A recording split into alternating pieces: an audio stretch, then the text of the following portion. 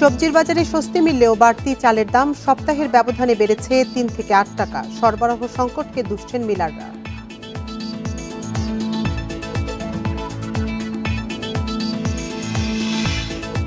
E commerce, bank, telecom ও স্বাস্থ্য খাতের অনিয়ম দেখার ক্ষমতা নেই ভোক্তা অধিদপ্তরের। আইন সংস্কারের তাগিদ।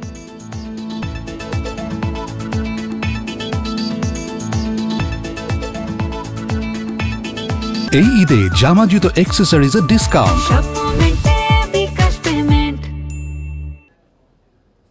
রোজায় রাজধানীর বাজারে বেশিরভাগ পণ্যের দাম কমলেও চালের দাম বাড়তি। এক সপ্তাহের ব্যবধানে বাজারে সরু চাল সহ কয়েক ধরনের চালের দাম কেজি প্রতি ৩ থেকে ৮ টাকা বেড়েছে। সরু চাল কিনতে প্রতি কেজিতে দাম দিতে হচ্ছে ৮০ থেকে ৮৬ টাকা। মোটা চাল কিনতে ৬২ টাকা পর্যন্ত দিতে হচ্ছে নিম্ন আয়ের মানুষকে।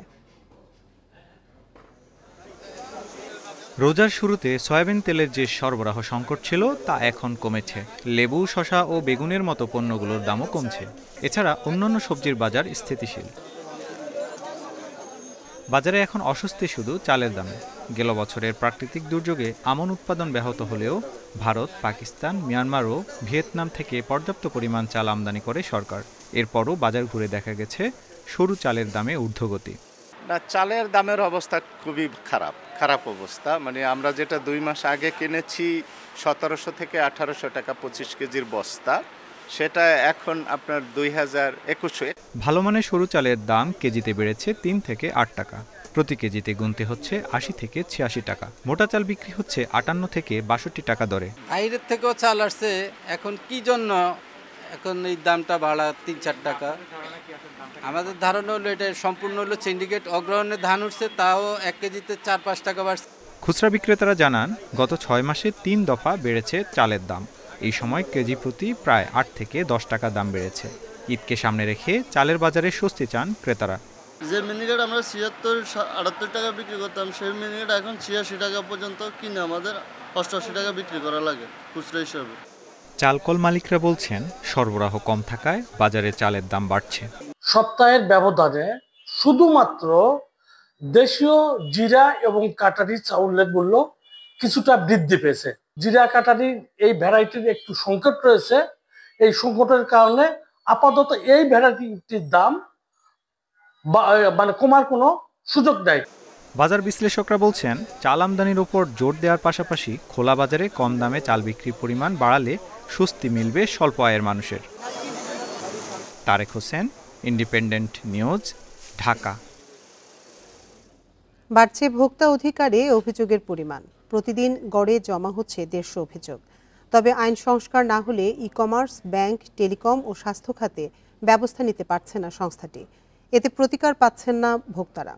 সংস্থাটির মহাপরিচালক জানান, ভোক্তাদের সুবিধায় জনবল বাড়ানো, আইন সংশোধন সহ নেওয়া হচ্ছে নানা পরিকল্পনা। কয়েক বছর আগে সংস্থাটি সম্পর্কে অনেকের ধারণা ছিল না, কিন্তু এখন চিত্র ভিন্ন। নিত্যপণ্যের বাজার সহ অনেক খাতে প্রায় প্রতিদিনই আলোচিত জাতীয় ভোক্তা অধিকার সংরক্ষণ অধিদপ্তর। পণ্যবাজার, সেবা খাত, অনলাইনে কেনাকাটায় প্রতারণার শিকার লোকজনের অভিযোগের পরিমাণ বাড়ছে দিন দিন। দ্রুত সমাধান পাওয়া না গেলেও সরাসরি কিংবা অনলাইন মিলিয়ে প্রতিদিন 150-র বেশি অভিযোগ করছে ভোক্তারা। এখানে একটা অভিযোগ করছি, এটা সবাই একটা সমাধান দেওয়া উচিত, কিন্তু আমরা এটা ফলাফল পাচ্ছি না এখনো। ভোক্তা অধিদপ্তর যখন আছেন এবং তারা তো মাঝে মাঝে যাই দেখছি ওখানে বিভিন্ন ব্যাপার নিয়ে, এই জন্য আমি চিন্তা করলাম এখানে একটা অভিযোগ দেই, যাতে করে ওরাও এইরকম উল্টোপাল্টা কাজ না করে। অধিদপ্তর বলছে, সীমিত জনবল নিয়ে বাজার তদারকি করতে হচ্ছে তাদের। ভোক্তাদের অভিযোগের শুনানি করতে হয় প্রতিদিন। 2009 সালে ভোক্তা অধিকার সংরক্ষণ আইনে ই কমার্স, ব্যাংক, টেলিকম ও স্বাস্থ্য খাতে ব্যবস্থা নেওয়ার ক্ষমতা নেই। তাই আইন সংস্কার ছাড়া এসব খাতে ভোক্তা অধিকার নিশ্চিত করা যাচ্ছে না। প্রত্যেকটা অর্গান যদি সঠিকভাবে কাজ করে, তাহলে এই বিচ্যুতিটা এখন যেভাবে ভলিউমে দেখা যাচ্ছে বা যেটা নিয়ে আমরা ভাবছি, সেটা হওয়ার কথা নয়। তো আমি বলবো, আমরা কাজ করার পরেও প্রতিদিন সফল হব এবং প্রতিদিনই ব্যর্থ হব আমরা, যতক্ষণ পর্যন্ত সমাজের এই যে মেকানিজমগুলো সঠিকভাবে কাজ না করে। প্রতারণা এড়াতে সঠিক প্রমাণসহ অভিযোগ করার পাশাপাশি কেনাকাটায় সতর্ক হওয়ার পরামর্শ ভোক্তা অধিকার সংরক্ষণ অধিদপ্তরের। Shahid Ahmed, independent News, Dhaka. চলতি অর্থবছরের প্রথম 8 মাসে পোশাক খাতে রপ্তানি প্রবৃদ্ধি বেড়ে 2 অঙ্কের ঘরে পৌঁছেছে। এ খাতে রপ্তানি বাজারে শীর্ষে রয়েছে ইউরোপ, যুক্তরাষ্ট্র ও কানাডা। ব্র্যান্ড ও সংশ্লিষ্টরা বলছেন, খুচরা বিক্রেতাদের চাহিদা বাড়ার ফলে প্রবৃদ্ধি বেড়েছে। দেশের পোশাক রপ্তানির সবচেয়ে বড় বাজার ইউরোপীয় ইউনিয়ন। জুলাই-ফেব্রুয়ারি সময়ে 50.10% রপ্তানি নিয়ে শীর্ষে রয়েছে, যেখানে মোট রপ্তানি $13.42 বিলিয়ন। যুক্তরাষ্ট্রের রপ্তানি $5.06 বিলিয়ন, যা মোট রপ্তানির 18.91%।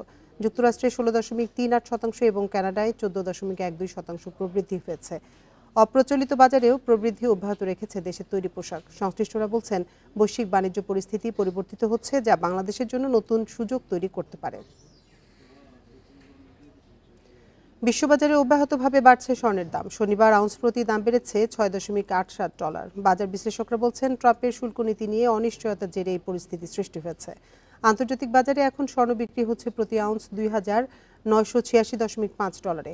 গত 30 দিনে স্বর্ণের দাম বেড়েছে $63.14। ট্রাম্পের শুল্ক আরোপের পাল্টা হিসেবে অন্যান্য দেশও যুক্তরাষ্ট্রের পণ্যে শুল্ক আরোপ করবে। ফলে সব দেশেই মূল্যস্ফীতি বৃদ্ধির আশঙ্কা রয়েছে। ওয়ার্ল্ড গোল্ড কাউন্সিলের মতে, চলমান ভূ অর্থনৈতিক সংকট ও অনিশ্চয়তায় অর্থ ব্যবস্থাপনা নিয়ে শঙ্কিত বিনিয়োগকারীরা। এতে নিরাপদ বিনিয়োগ মাধ্যম হিসেবে আবারও স্বর্ণের চাহিদা এবং দামও বাড়ছে।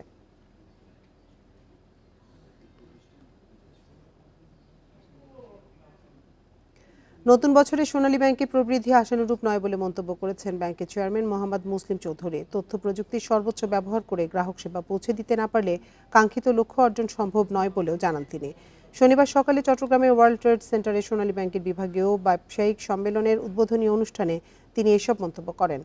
এসএমই ঋণ বিতরণ এবং আদায় কার্যক্রমেও প্রত্যাশিত সাফল্য নেই বলে জানান তিনি। সভায় খেলাপি ঋণ আদায় এবং ঋণ বিতরণ কার্যক্রমকে আরও গতিশীল করতে কর্মকর্তাদের সতর্ক হবার পরামর্শ দেন। অনুষ্ঠানে 2024 সালের ব্যবসায়িক দক্ষতা মূল্যায়নের পাশাপাশি চলতি বছরের লক্ষ্যমাত্রা অর্জনে দিক নির্দেশনা দেওয়া হয়।